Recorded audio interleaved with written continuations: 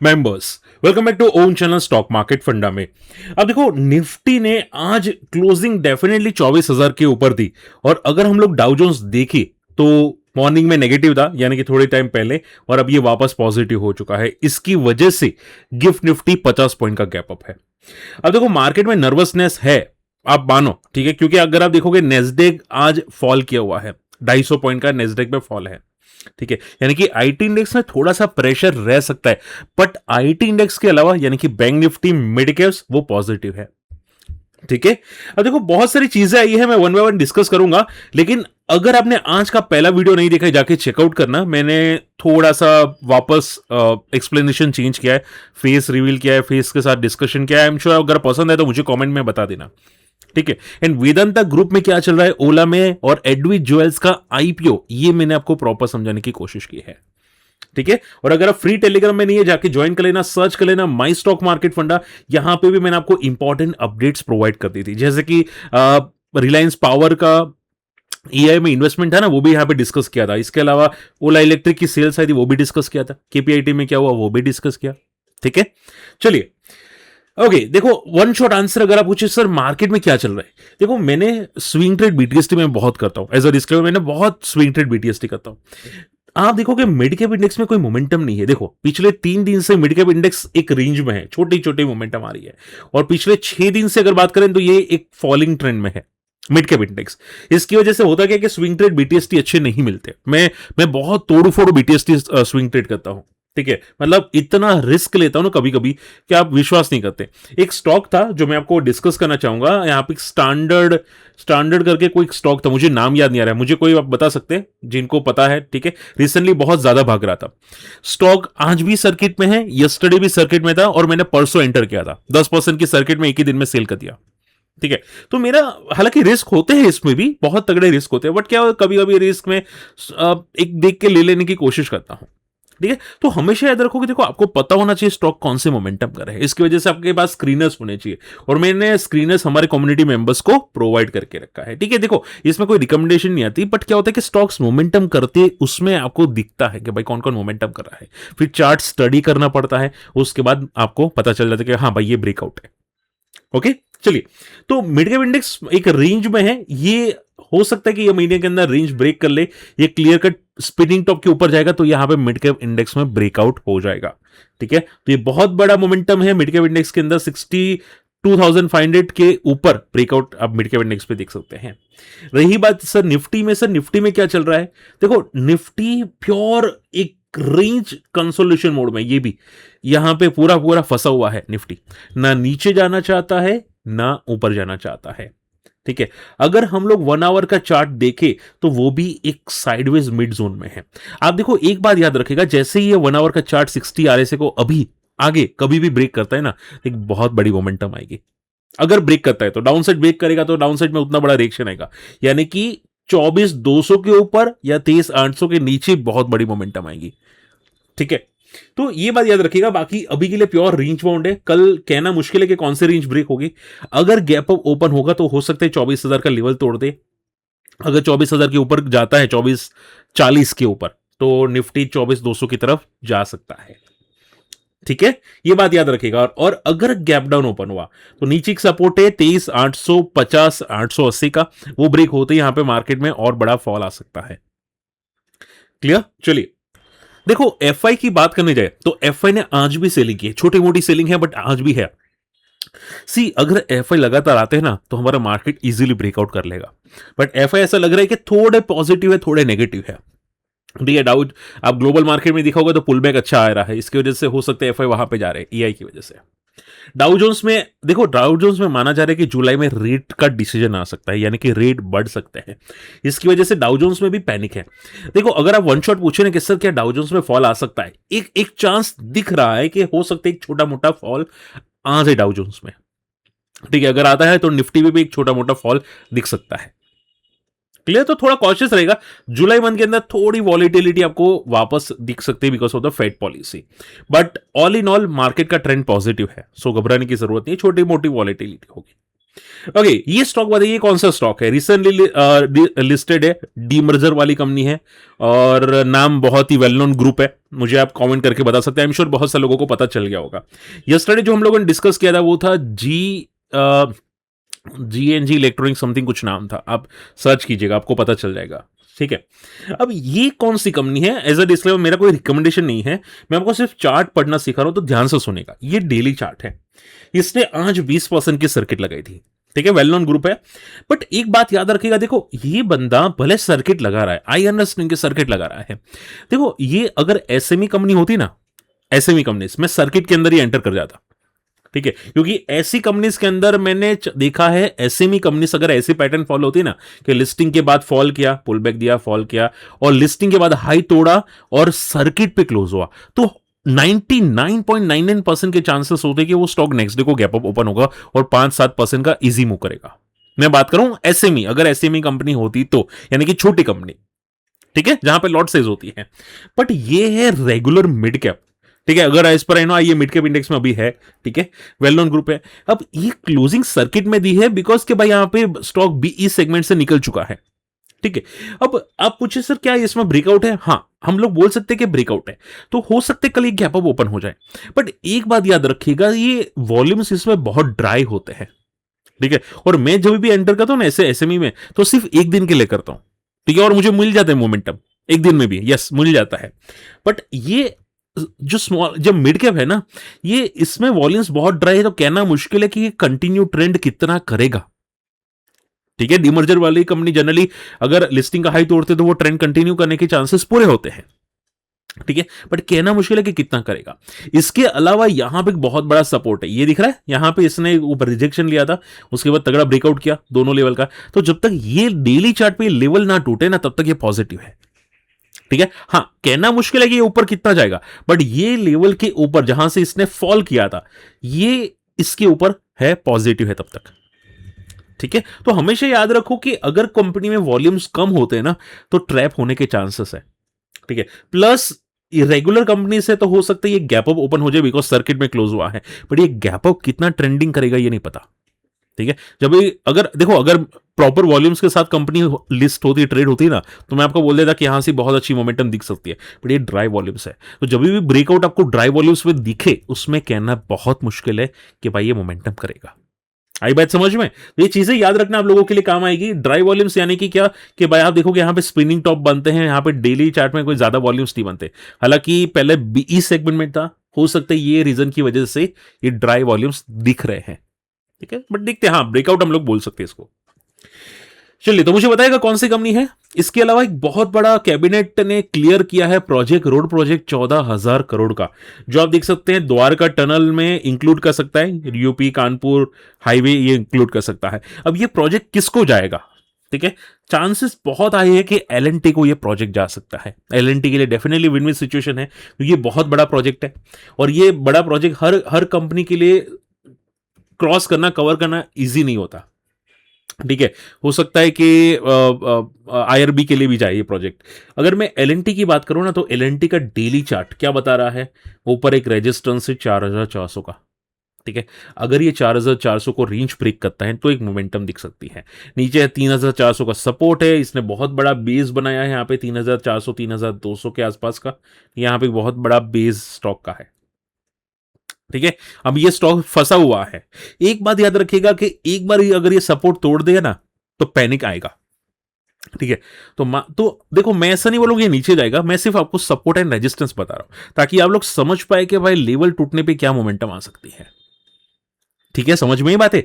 तो ऊपर 4,400 पे एक रेजिस्टेंस है, पहले ये टूटे फिर जाके कोई बड़ी मोमेंटम आएगी, तो ये न्यूज पे मोमेंटम तो करेगा बट छोटा मोटा, जब तक ये लेवल ना तोड़ दे।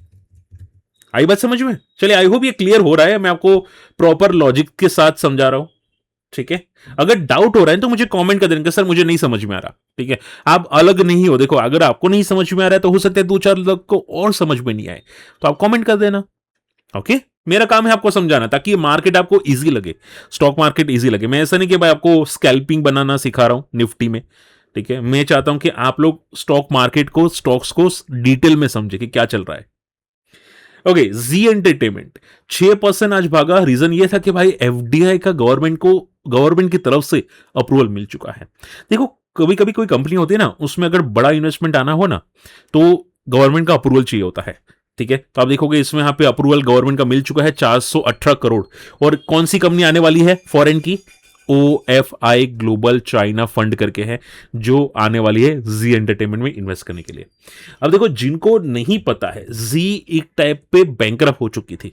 हाँ यस, मजाक नहीं कर रहा हूं, इन्होंने इंडसइंड बैंक के पैसे चुकाए नहीं थे, इतना लेवल तक प्रॉब्लम आ चुका था जी एंटरटेनमेंट के अंदर। और आप देखोगे सोनी की डील भी कैंसिल हो चुकी थी, इसकी वजह से बहुत तगड़ा क्रैश हुआ।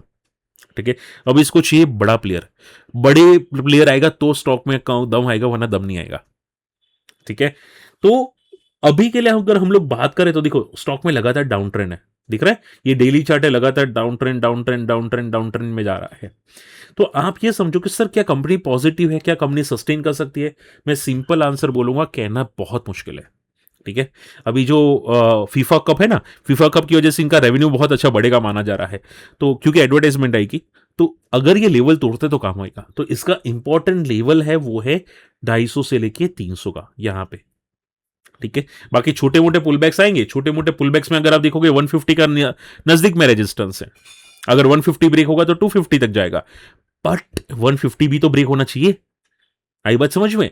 तो ये एक चीज आपको ध्यान में रखनी है, तब तक तो छोटे मोटे पुलबैक्स करता रहेगा। ठीक है, चलिए इसके अलावा ये न्यूज पॉजिटिव, ऐसे बड़े प्लेयर्स आ रहे तो कंपनी बंद तो नहीं होगी, ये अच्छी बात है। वी टू रिटेल का बिजनेस अपडेट हुआ है, कंपनी का रेवेन्यू 58% से जंप किया है, 57 नए स्टोर्स ऐड किए हैं और एक्सपेंशन हो चुका है करीब 381 स्टोर्स तक का। ठीक है, तो बहुत अच्छी बात है, वी टू रिटेल बहुत तगड़ा एक्सपेंशन कर रहा है। मैंने वी टू रिटेल के रिजल्ट्स देखे थे, काफी अच्छे थे, चार्ट्स बहुत अच्छा है, बहुत ही ट्रेंडिंग चार्ट है इसका, आप यहाँ पे फोकस कर सकते हैं। ठीक है, और देखो कितना अच्छा ट्रेंडिंग चार्ट है, कितना अच्छा ट्रेंडिंग चार्ट है इसका। हालांकि जब भी 200 मूविंग एवरेज पे आता है सपोर्ट ले लेता है, 200 मूविंग एवरेज पे आता है सपोर्ट ले लेता है, ये डेली चार्ट है। तो आप देखो एक बात ये समझिएगा कि बंदे में दम तो है, ये न्यूज भी अच्छी है, बट इसके यहां पे एक बहुत बड़ा कंसोलिडेशन किया था, ये दिख रहा है ये कंसोलिडेशन। तो जब तक 260 ब्रेक ना करे ना, तब तक तो ये रेंज में है। ठीक है, ये रेंज में है, रेंज टूटने के बाद कुछ अच्छा मोमेंटम आ सकता है, तो 260 के बाद इसमें कोई दम आ सकता है। ठीक है, वैसे भी आप देखोगे टॉप पे रेजिस्टेंस मंथली चार्ट पे भी फॉलो करा है, तो 280 पे देखते हैं। ओके, इंडिया का पावर कंजप्शन बहुत तेजी से बढ़ रहा है। आप सभी लोग जानते हैं कि हीट वेव्स आ रही थी, हीट वेव्स की वजह से बहुत तेजी से बढ़ा, बट इसका directly indirectly impact CG power, Suzlon या टाटा पावर, टोरेंट पावर, ये सभी को पड़ने वाला है, अदानी पावर। ठीक है, और अभी अदानी पावर के रिजल्ट वापस बाकी है, बहुत तगड़े आ सकते हैं ये सभी कंपनीज के रिजल्ट। ठीक है, तोड़ फोड़ आ सकते हैं। और देखो power sector is like Polycab sector, यानी कि wires and cable sector, power demand कम नहीं होने वाली, फैक्ट्रीज बढ़ेगी, इंडिया की पॉपुलेशन बढ़ेगी, हीट वेव्स बढ़ेगी, तो पावर कंजप्शन ही बढ़ेगा। ठीक है, इवन भारत में अमीर बढ़ते हैं ना, तो भी पावर कंजप्शन बढ़ता है, लोग ज्यादा एसी यूज करते हैं ना, एसी का सबसे ज्यादा यूज होता है पावर का। तो शॉर्ट एंड सिंपल में ये चीज बहुत पॉजिटिव है। अदानी पावर में एक सपोर्ट है 200 और 220 का, 200 220 का एक सपोर्ट है, जब तक इसके ऊपर है तब तक पॉजिटिव, इसके नीचे गया तो थोड़ा टेक्निकल चार्ट पे नेगेटिव आ सकता है। ठीक है, तो 200 220 एक बहुत अच्छा सपोर्ट है टाटा पावर का, अदानी पावर का। ओके, लास्ट नोट डली इंडिया बैंक की अपडेट है, बिजनेस अपडेट है, इन्होंने भी बहुत अच्छी बिजनेस अपडेट दी है, इनका एडवांस ग्रो हुआ है 13% से। ठीक है, डिपॉजिट बढ़ी है 13% से, और इनका जो टोटल बिजनेस है वो भी 13%, इन शॉर्ट में सब कुछ 13% से बढ़ा है। ठीक है, अब देखो मैं अगर वन शॉट आंसर करूं तो ये बिजनेस अपडेट एवरेज है, मैं इसको बहुत ज्यादा पॉजिटिव नहीं बोल सकता। बट देखो आप सभी लोग जानते हैं कि अभी बैंक्स में मोमेंटम आ रही है, रीजन आरबीआई की पॉलिसी बहुत सारी चेंज हुई है। ठीक है, स्ट्रीट वेंडर्स को लोन देने की बात की है, कासा रेशियो बढ़ा है, तो बहुत सारी पॉजिटिव अपडेट्स आई है। और इसका भी चार्ट बहुत ट्रेंडिंग है, देखो डेली चार्ट देखो, सी आप यहां पे देखो कितना अच्छा मोमेंटम आ रहा है, कितना अच्छा मोमेंटम आ रहा है, कितना अच्छा मोमेंटम आ रहा है। ठीक है, अब देखो एक बात याद रखिएगा, ये देखो यहां पे इसमें दिख रहा है ये 100 मूविंग एवरेज पे सपोर्ट ले रहा है। अब अगर ये मान लो कि वापस एक मोमेंटम करता है, यहां से मान लो ये मोमेंटम करता है 950 को ब्रेक करता है, तो फिर ये ट्रिपल डिजिट तक जाने की कोशिश करेगा। ठीक है। पर देखो बैंक्स होते तो वॉलेटिल होते हैं, तो हमेशा इधर को एक सपोर्ट रखो। सपोर्ट क्या होना चाहिए? सपोर्ट होना चाहिए 800 के आसपास का। अगर ये 800 ब्रेक हुआ तो पैनिक आएगा, फिर 750 हो सकते 700 भी टेस्ट कर ले। आई बात समझ में? तो ये चीज याद रखिएगा, बैंक्स थोड़े वॉलेटिल होते हैं, पॉजिटिव है, और हो सकता है ये साल बैंक्स के लिए पॉजिटिव रहे। ठीक है, चलिए फटाफट आप लोगों की क्वेरीज लेना स्टार्ट करें। सबसे पहली क्वेरीज आ रही है कि सर ये कार्टिकल टेक आईपीओ कैसा है, अप्लाई करे कि नहीं? देखो मैंने आईपीओ को क्रॉस चेक किया था, साइबर सिक्योरिटी की कंपनी है, ठीक है। रिजल्ट्स ठीक ठाक आ रहे हैं, कोई कोई इश्यूज नहीं है रिजल्ट्स के अंदर। पीयर कंपैरिजन ऑलरेडी लिस्टेड है, बट ग्रे मार्केट इसका 30% के आसपास है, और इसमें जो सब्सक्रिप्शन डेटा है वो सिर्फ 17 गुना ओवर सब्सक्राइब हुआ है सेकंड डे को। कल इसका आखिरी दिन है, तो हो सकता है कि शायद 100-120 गुना सब्सक्राइब हो, but generally SME company second day को ही अराउंड 100 गुना सब्सक्राइब हो जाते हैं अगर अच्छे एसएमई होते हैं। तो ये डेटा बहुत कम है, ठीक है, बहुत कम है। तो मुझे लगता है कि ये रिस्की बंदा हो सकता है, और जैसे कि मैंने बोला 40% का ग्रे मार्केट मिनिमम होना चाहिए, ठीक है। तो देखो ना नहीं बोलूंगा कि खराब शायद लिस्ट हो, श्योर नहीं हूं मैं भी, ठीक है, बट कॉशियस रहना क्योंकि एक नेगेटिव इंपैक्ट आ सकता है लिस्टिंग में, ठीक है। तो थोड़ा केयरफुल है ना, साइबर सिक्योरिटी कंपनी है, रिसेंटली है, और कोई ज्यादा डेटा भी अवेलेबल नहीं है क्लाइंट्स के, तो ये थोड़ा नेगेटिव हो सकता है। ओके, वेदांता ऑयल, किसी ने यहां पे पूछा था सर वीओजीएल यानी कि वेदांता ऑयल के बारे में बताइए। वेदांता ऑयल मैंने देखो डीमर्जर के बाद लिस्टिंग का हाई तोड़ा है, इट्स पॉजिटिव साइन, ठीक है। इसके अलावा अगर आप देखोगे, देखो यहां पे इनके रिजल्ट्स में कोई अपडेट है नहीं, तो अब रिजल्ट्स आएंगे, इनकी वैल्यूएशंस पता चलेगी तो जाके अपडेट होगा ना, ठीक है। तो अब ज्यादा डिटेल तो है नहीं कि इसमें प्रॉड डिस्कस कर सके। आप चीज समझो कि डीमर्जर के बाद जनरली वैल्यू अनलॉकिंग होती है, तो कुछ टाइम तक ये पॉजिटिव रहने की उम्मीद तो दिखती है, बाकी श्योर नहीं हो और कोई रिकमेंडेशन भी नहीं है, बट हाँ जैसे कि मैंने बोला डीमर्जर के बाद कुछ समटाइम्स तक कंपनी पॉजिटिव मोमेंटम करती है और सस्टेन करती है, ठीक है। मैंने बहुत सारे एग्जांपल्स इस वीडियो में बताए हैं, आप जाके चेकआउट कर लेना। होम फर्स्ट फाइनेंस का व्यू बताओ सर, सूर्यो जी। सर जी मैंने होम फर्स्ट फाइनेंस का मोमेंटम तो देखा था, ठीक है, मोमेंटम काफी अच्छा था, ठीक है, बहुत अच्छा मोमेंटम करा था स्टॉक्स। और अगर मैं यहाँ पे बात करने जाऊँ, सी कहाँ पे गया होम फर्स्ट, देखो ये स्टॉक पूरा का पूरा यहाँ पे साइडवेज जोन में है, ठीक है, आप दिख रहे हैं यहाँ पे वॉलेटाइल है, साइडवेज जोन में है। मैं सिंपल बोलूंगा, ये सेक्टर थोड़ा वॉलेटाइल सेक्टर्स होता है, फाइनेंस ये जो होता है ना, एनबीसी एनबीएफसी, ये सब वॉलेटाइल सेक्टर्स होते हैं, इसमें कोई अच्छी मोमेंटम आनी चाहिए, और वो मोमेंटम या तो चार्ट पे दिखेगी या फिर एक इंट्राडे मोमेंटम पे दिखेगी, यानी कि कम से कम स्टॉक इंट्राडे में 10% से ज्यादा मोमेंटम करे, ठीक है, 10 या 10% से ज्यादा, तो वो अच्छा होता है। इसमें जब तक 1500 का लेवल ना टूटे तब तक कुछ भी नहीं कहा जा सकता। हाँ छोटी मोटी मोमेंटम है, बट वो फेड आउट हो सकती है, जैसे कि यहाँ पे हुआ, यहाँ पे हुआ, यहाँ पे हुआ, ठीक है, ऐसी फेड आउट हो सकती है। तो आप हमेशा देखो, आप लोग फंस जाते हैं ऐसी छोटी मोमेंटम को देख के, आप ये बहुत बड़ी गलती करते हो, ऐसा मत देखो, छोटी मोमेंटम मत देखो, ठीक है। चलिए, होप आज का वीडियो पसंद है, वीडियो शेयर करना, चैनल सब्सक्राइब कर लेना, और देखो हमारी कम्युनिटी में आना चाहते हैं बहुत सारे लोग हैं, तो हमारे लिंक से अकाउंट ओपन कर लेना। अकाउंट ओपनिंग की लिंक वीडियो के डिस्क्रिप्शन कमेंट्स में आपको जाके जरूर मिल जाएगी, ठीक है, आप जाके चेकआउट कर सकते हैं, और यहाँ पे भी आपको लिंक मिल जाएगी वीडियो के डिस्क्रिप्शन कमेंट्स में। मिलते अगले वीडियो में, बाय।